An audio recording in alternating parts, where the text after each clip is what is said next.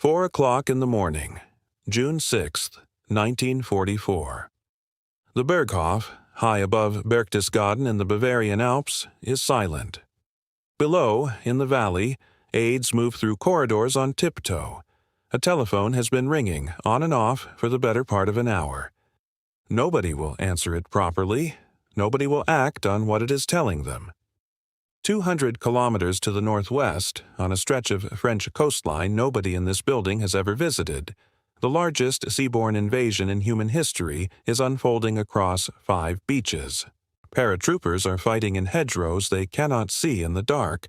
Naval guns are pounding concrete gun emplacements into rubble.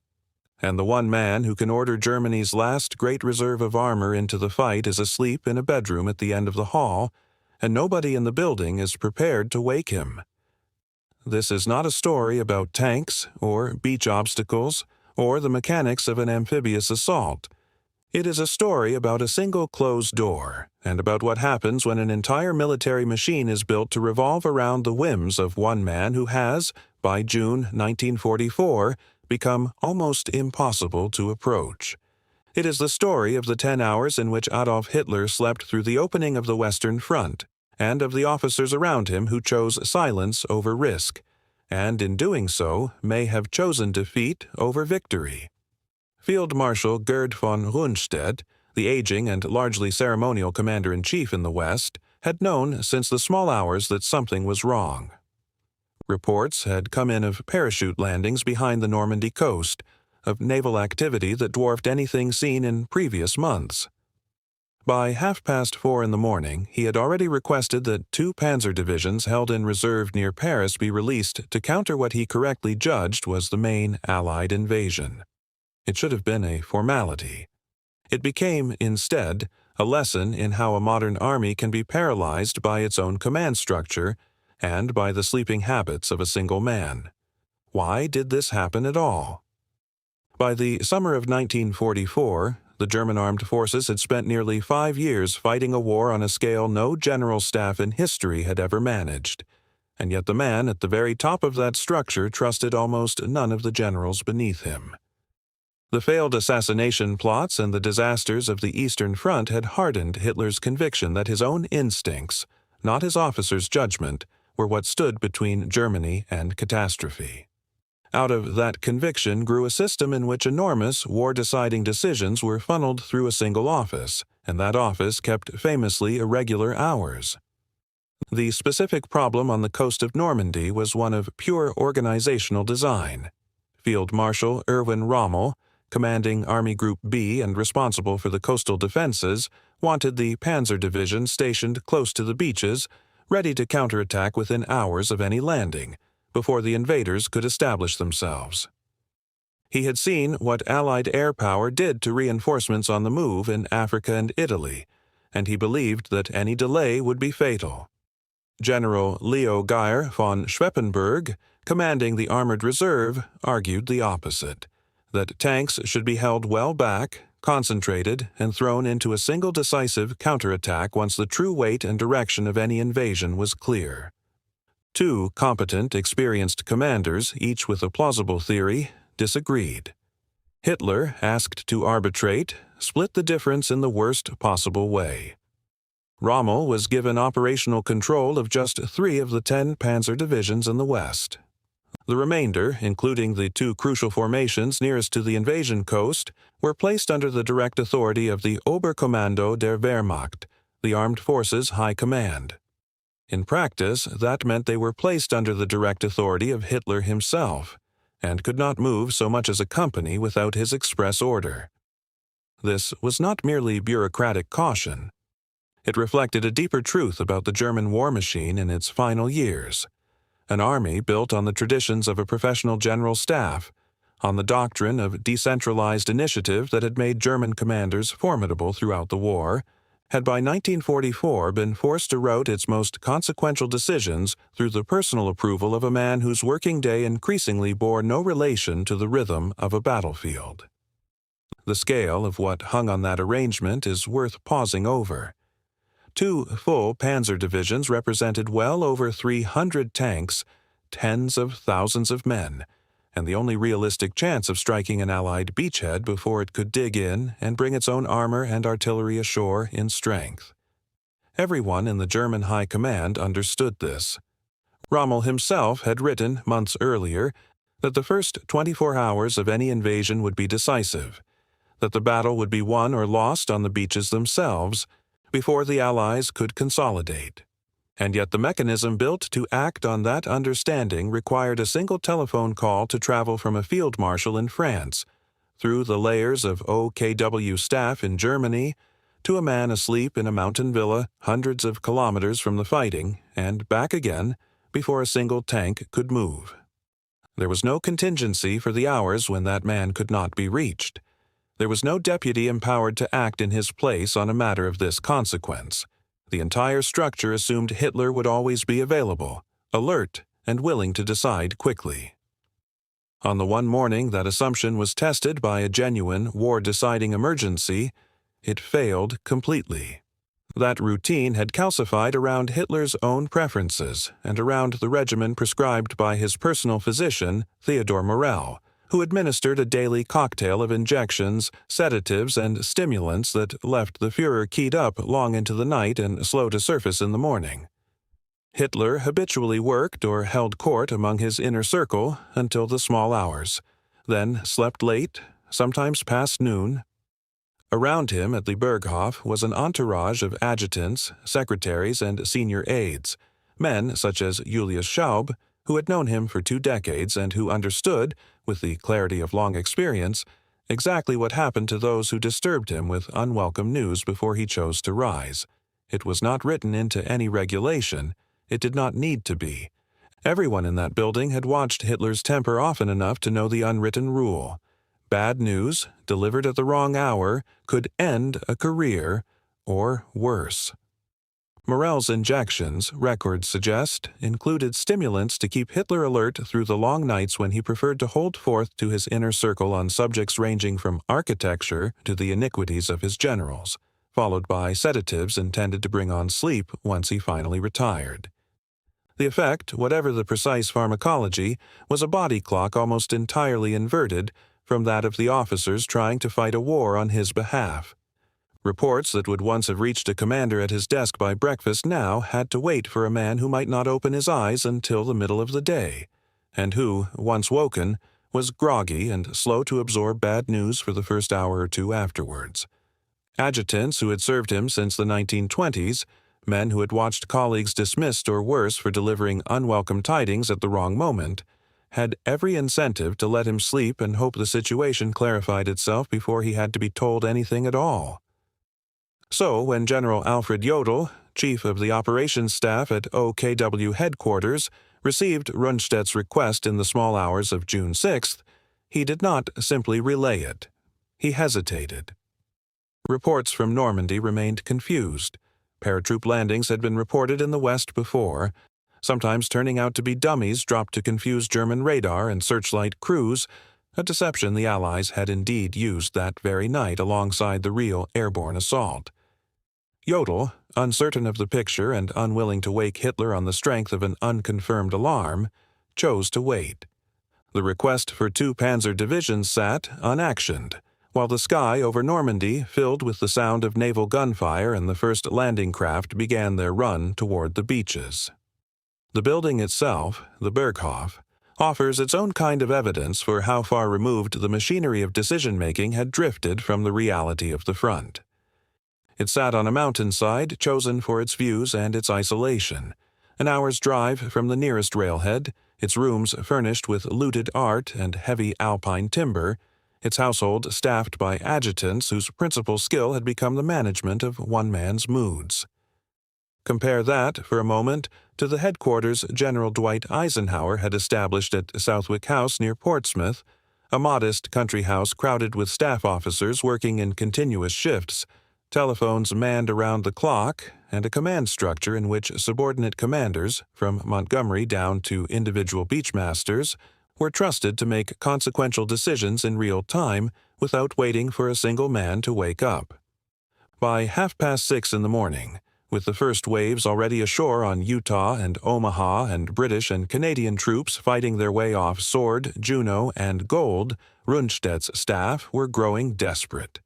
Requests were repeated.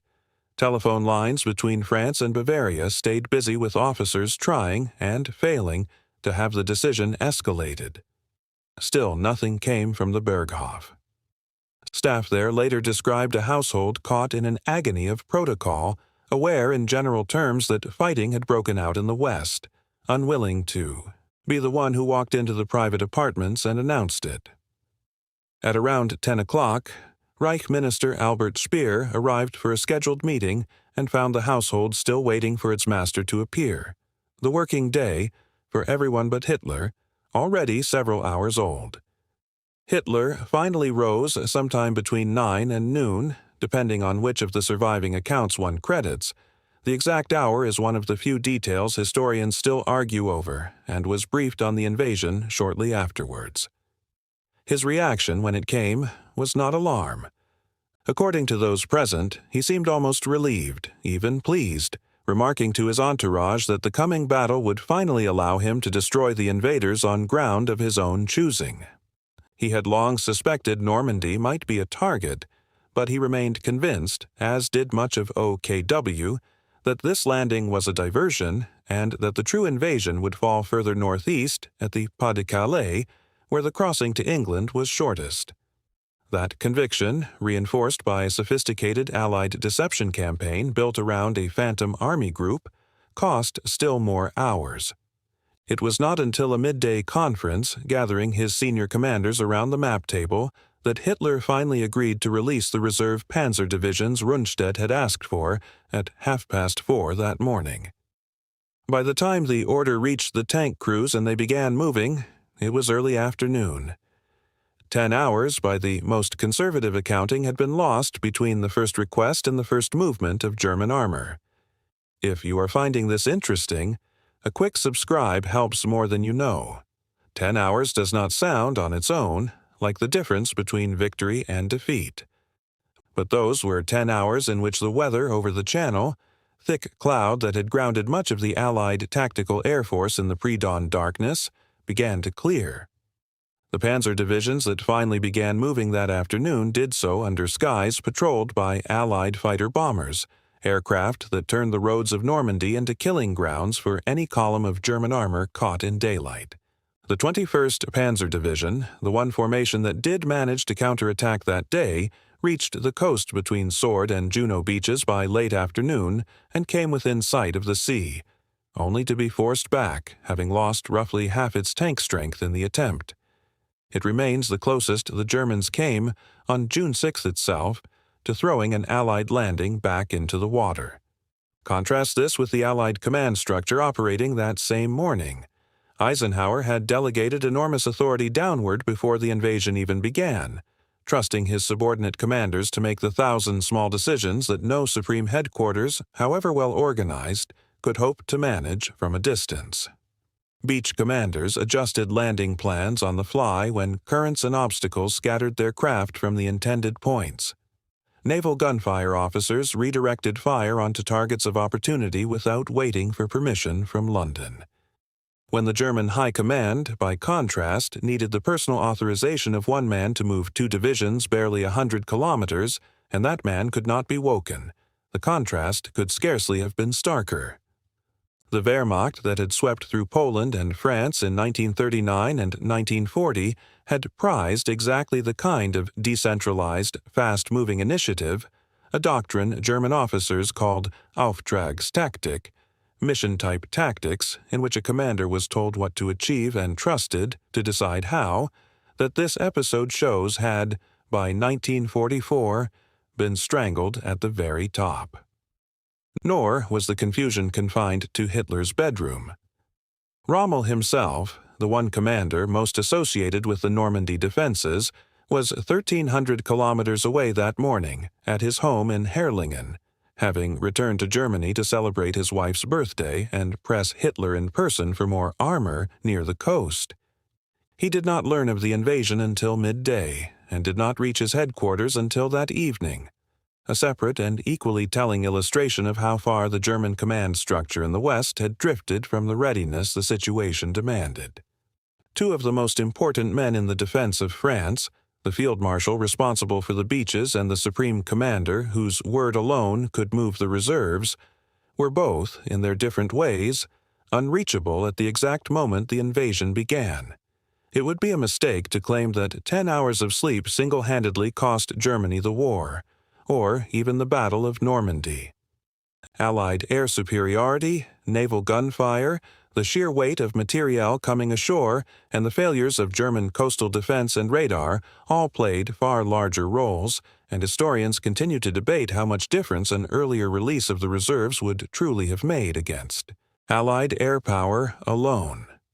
What the episode does illustrate with unusual clarity is how far the German command system had drifted from military logic toward the psychology of a single household. Decisions that should have taken minutes took the better part of a day, not because information was lacking, but because the men holding that information were more afraid of their own leader than of the Allied invasion fleet sitting off their coast. The story has since become one of the most retold anecdotes of the Second World War, dramatized in the 1962 film The Longest Day, and repeated in countless documentaries, sometimes with more color added than the surviving sources strictly support. What is well established, from the post-war testimony of men such as Jodl, and from the diaries and accounts of those at the Berghof that morning, is the essential shape of events. The early warning, the hesitation to disturb a sleeping Führer, the late waking, the insistence that this must be a feint, and the loss of a morning that could never be recovered. The precise hour Hitler finally rose, and the exact words he used on hearing the news, vary slightly between accounts written years and even decades after the fact, the kind of detail that memory and retelling inevitably soften or sharpen over time. For post-war military historians, the episode became something more than a colorful anecdote. It became a case study in the dangers of over-centralized command, taught and retaught in the decades since as an example of how a single point of failure at the top of a chain of command can undo the work of thousands of competent officers and soldiers below it. The generals who survived the war and wrote their memoirs, men such as Speidel and Blumentritt on Rundstedt's staff, returned to the episode again and again, less out of bitterness than out of a genuine professional bafflement at how a military machine that prided itself on speed and initiative had allowed itself to be governed by the sleeping patterns of one man. Nothing about the German soldiers fighting that morning on the beaches and in the hedgerows behind them was lacking in courage or skill.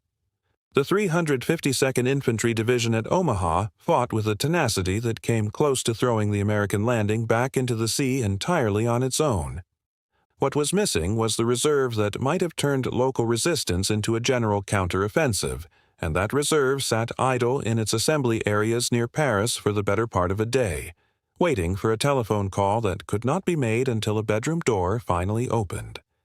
Return for a moment to that bedroom door at the Berghof. 4 o'clock in the morning, the telephone ringing somewhere down the corridor. On one side of that door lay a man asleep, unaware that history had already begun to move without him. On the other side stood officers who had spent years learning that the most dangerous words in the Third Reich were often the true ones, spoken at the wrong hour to the wrong man. Neither courage nor competence was lacking that morning among the German officer corps in France. Rundstedt saw the danger clearly and asked for exactly what was needed, at exactly the moment it was needed. What was lacking was a system willing to trust him, an army that had once conquered half a continent on the strength of fast, independent decision-making had been reduced, by its own leader's design, to waiting outside a bedroom door. 10 hours lost, 2 divisions delayed, a morning of clear skies wasted, and an afternoon of Allied air power paid for in German tanks. It is tempting to imagine an alternative morning, an urgent order given at 4:30, armor moving under cover of darkness and cloud, reaching the coast before the weather broke. Nobody can say with certainty it would have changed the outcome. What can be said with confidence is this: On the one morning in the war when speed and initiative might have mattered more than at almost any other moment, Nazi Germany's command structure proved incapable of either, because it had been built, quite deliberately, around the sleeping habits of one man. He did not lose Normandy in that bedroom, but he made sure that whoever else lost it would be fighting under skies and against odds that 10 earlier hours might never have allowed.